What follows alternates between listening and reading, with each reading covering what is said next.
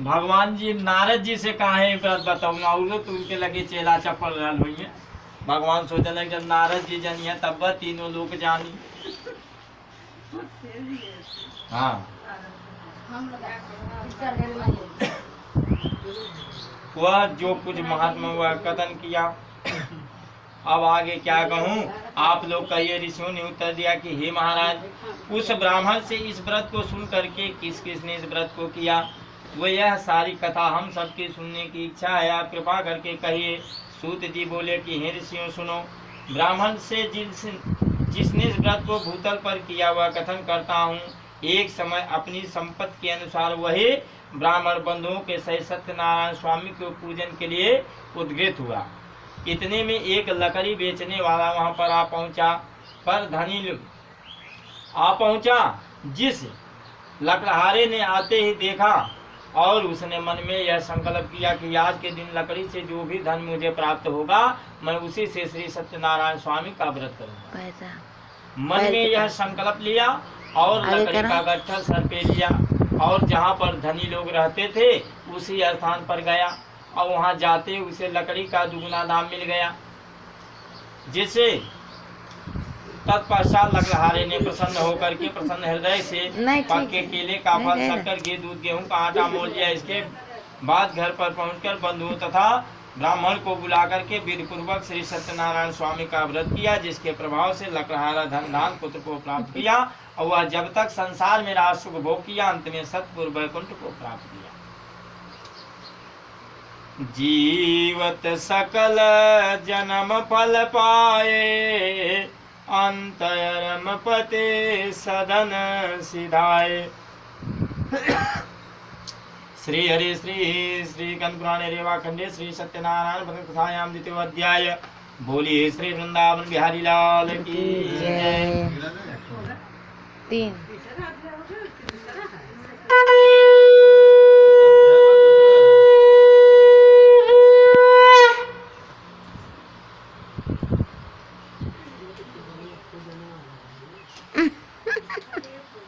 श्री हरि श्री सूतुवाच पुनर्ग्रामे प्रवक्ष्यामि शृणु मुनि सप्तमा पौरा चोलकाम को नाम राजर्षि महात्मजीतिने सत्यवान चम देवान प्रतिदिने दिने धनवान दिनान दिजवान संतोष दिवार तस्या प्रंगाच बंदना बंदना सत्यवदशीला नदी तीरे सतशब्दमात्र कामिने एकामिन्दले तत्र साधुकं समगता वालं कमंद्रकं परकृतं नाम सत्यातर जागामने प्रतिशां शरणं गोमाच प्रवक्ष्य विनय निवता साधुवाचो किमीनं कुलसे राजकीनं मुक्तेनं साप्रकाशं गुरुतर्गं स्वनिजं सम्राजं राजवाचो पूजनं कृते साधुमिल्ला तेषवंशोदिन साधुपुत्रावाप्तमकुपस्य वचनं श्रुत्वा साधु प्रवाचं सादरम्। सूत जी ने कहा कि हे सौनक आदि ऋषियों, हे मुनिसमो, ब्राह्मण और लकड़हारा की कथा कह चुका, और क्या कहूँ, क्या सुनना चाहते हैं। तब ऋषियों ने उत्तर दिया कि सूत जी ने कहा कि प्राचीन समय में उल्गा मुख नाम का एक राजा था। वह राजा जितेंद्रिय और सत्यवादी और देव मंदिर में प्रतिदिन जाने वाला था। देवालयों में जाकर के ब्राह्मणों को इतना दान देता था कि ब्राह्मण संतुष्ट हो जाते थे। और उनकी पत्नी भी कमल के तुल्य मुख वाली और सती थी। सती वह इस प्रकार की थी कि एक ही धर्म एक व्रत नेमा, और काय वचन मन पति पद प्रेमा। वह भद्रशिला नदी के किनारे अपने पति उल्का मुख राजा के साथ भगवान श्री सत्यनारायण स्वामी का पूजन कर रही थी। इसी समय एक साधु नाम का वैश्य व्यापार के लिए नाव पर बहुत सा धन लादे हुए उस स्थान पर आया और नाव को नदी के तट पर खड़ी करके वैश्य ने राजा के समीप जाकर के देखा कि राजा का अपनी स्त्री सहित श्री सत्यनारायण स्वामी का पूजन कर रहे हैं। उसने राजा से विनय पूर्वक हाथ जोड़ करके पूछा कि हे राजन, आप प्रेम पूर्वक किसका पूजन कर रहे हैं? इस पूजन का क्या अर्थ है? राजा बोले कि हे साधु, मैं श्री सत्यनारायण स्वामी का पूजन कर रहा हूँ बंधुओं के सहित। इस पूजन का अर्थ है कि मेरे पास राज संपदा सब कुछ है, परंतु पुत्र नहीं है। पुत्र की इच्छा के लिए यह पूजन कर रहा हूँ, क्योंकि पति बिन सोनी मांग है, पुत्र बिन है घर सूना, अदो मुक्ति के मार्ग है, दो बिन दुख है दूना। इसलिए हे साधु, भगवान का व्रत ही इस दुख से मुक्त कर सकता है, क्योंकि इस व्रत के परताप से वंशहीन सुत पाए, निर्धन धन पावे तथा रंकराव हो जाए। राजा के वचन सुनकर के साधु वैश्य ने कहा, आदर पूर्वक बोला कि हे राजन, आप इस व्रत की संपूर्ण विधि कहने की कृपा कीजिए, मैं भी इस व्रत को करूंगा, क्योंकि मेरे पास भी कोई संतान नहीं है, इसलिए मैं भी इस व्रत को निश्चय ही करूंगा। इस प्रकार से राजा की बात सुन करके राजा ने सब जैसा कि पूर्व कथित थे उनसे कहा, और साधु वैश्य राजा से विधि पूछ करके सुन करके व्यापार से आनंद पूर्वक अपने घर आया। साधु ने घर पर आकर के अपनी स्त्री से कहा कि हे प्रिय, पुत्र देने वाला एक व्रत मैं उल्का मुख राजा के मुख से सुनकर आया हूँ, और वह व्रत अवश्य करूंगा। साधु की भार्या लीलावती अपने पति के विजय सुन करके बोली कि हे नाती, यह तो उत्तम विचार है, कल प्रातःकाल ही यह व्रत किया जाए। बनिया ने कहा कि अभी व्यर्थ में धन क्यों नष्ट करोगी, जब कोई संतान होगी तब व्रत किया जाएगा। तब स्त्री ने प्रश्न किया कि पुत्र से बढ़कर यह धन मूल्यवान है। तब वैश्य ने उत्तर दिया। इस प्रकार से उत्तर सुन करके लीलावती चुप हो गई, और पति से युक्त प्रसन्न चित्त वाली लीलावती भगवान के प्रसाद से गर्भवती हुई। 10 मास पश्चात उसने एक कन्या उत्पन्न हुई। कन्या रत्न सदृश थी, वह दिन दिन इस प्रकार से बढ़ने लगी कि जैसे शुक्ल पक्ष का चंद्रमा बढ़ता है। नित्य प्रति कला के बढ़ने से उसका नाम कलावती रखा गया, मतलब नाम का भी गुण रहा ना रखा गया। लीलावती अपने पति से मधुर वचन में बोली कि हे स्वामी, आपने जो संकल्प किया था कि संतान होने पर श्री सत्यनारायण स्वामी का पूजन करूंगे, क्या आप वह नहीं करेंगे? क्योंकि कबीरदास जी कहते हैं कि काल करे सो आज कर, आज करे सो अब, पल में परलय होएगी, बहुर करेंगो कब।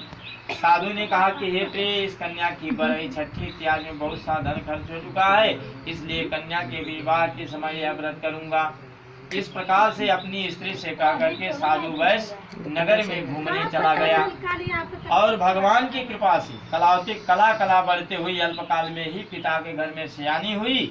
और एक दिन साधु ने अपनी सहेलियों के साथ घूमते हुए नगर में कलावती कन्या को देखा। उसके मन में विचार किया कि अब कन्या विवाह के योग्य हो गई।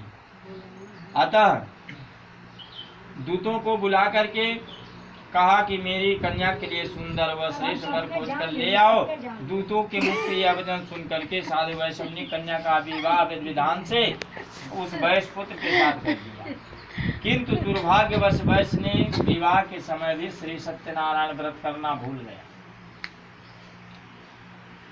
गया। उसकी इस निष्ठा पर भगवान बहुत रुष्ट हुए। व्यापार में सकुशल साधु वैश्य विवाह के समय ही निश्चय किया कि अब कहीं व्यापार के लिए चलना चाहिए। अतः दामाद को साथ लेकर के वह व्यापार के लिए निकल दिया, और रत्नपुर नगर में पहुंच करके सागर के समीप नौका को खड़ी करके दामाद के साथ व्यापार करने लगा। रत्नपुर नगर के स्वामी राजा चंद्रकेतु थे। उस समय पर सत्यनारायण प्रभु ने प्रतिज्ञा भ्रष्ट साधु वैश्य को श्राप दिया कि हे वैश्य, तुमको भविष्य में कठिन तथा महान दुख प्राप्त हो, यह लोभ का फल है। क्योंकि लोभ क्रोध का जनक अरू, लोभ धर्म का सूल, अलोभ झूठ कारण सदा, लोभ पाप का मूल। सत्यनारायण स्वामी ने साधु वैश्य को श्राप देकर के यह उपाय किया कि एक दिन 2 चोर राजा का बहुत सा धन चुरा करके भागे, और जहाँ पर वह साधु वैश्य अपने दामाद के साथ सोया हुआ था, चोरों के पीछे राजा के सिपाहियों भी लगे थे। चोर डर के कारण धन वैश्य के पास रख करके तुरंत निकल गए।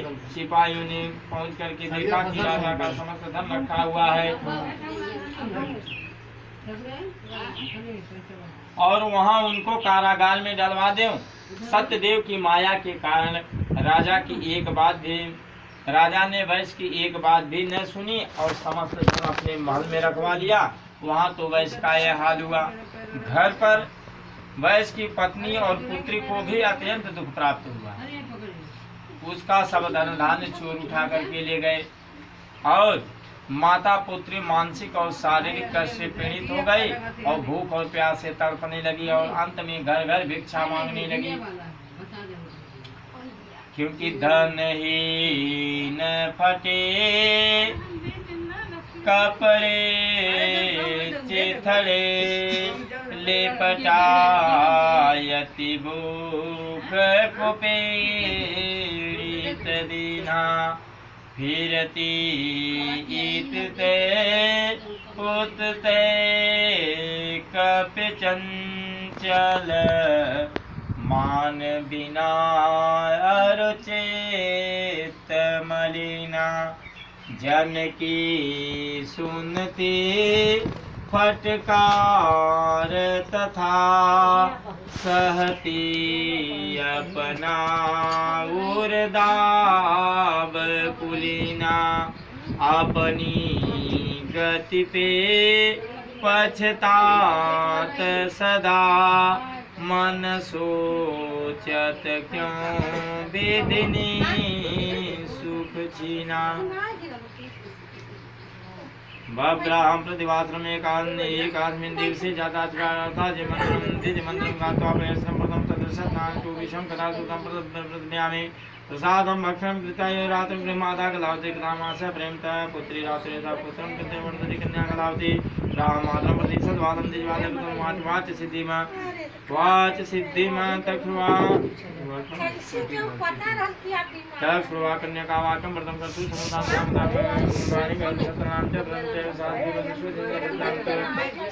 सोयाश्रमे अपराधमे विजावन्तु चन्द्रवृन्दाने तुष्टो श्रद्धानुदर्शनं सुनेहि तद्गुरुनिर्भरं देयं धनं च तस्मिन् कीर्तनं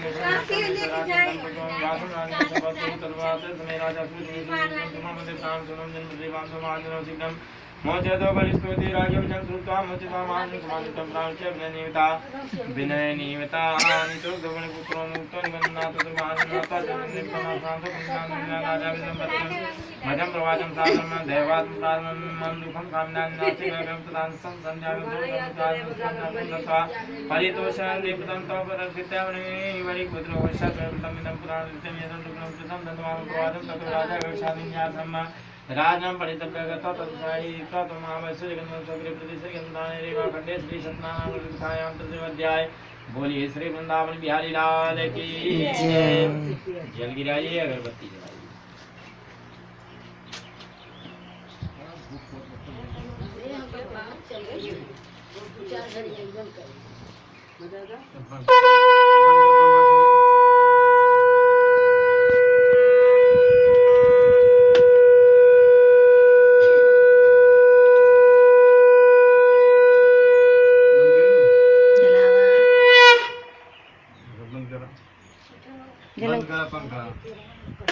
बाहर भी हल जाए इतना हवा लगत बा बुद्ध याद बंद कर दे थोड़ी देर कैसे बंद है ओ बंद हमें दिए जा छोड़ ले चालू कर दे चालू कर हो जरा पर बंद चालू कर पंखा चालू कर दे ना आया है नहीं कर छवि हुआ है पंडित जी कौनो बात नहीं लाइट भाग गई तो इसका चालू कर हो गए लोग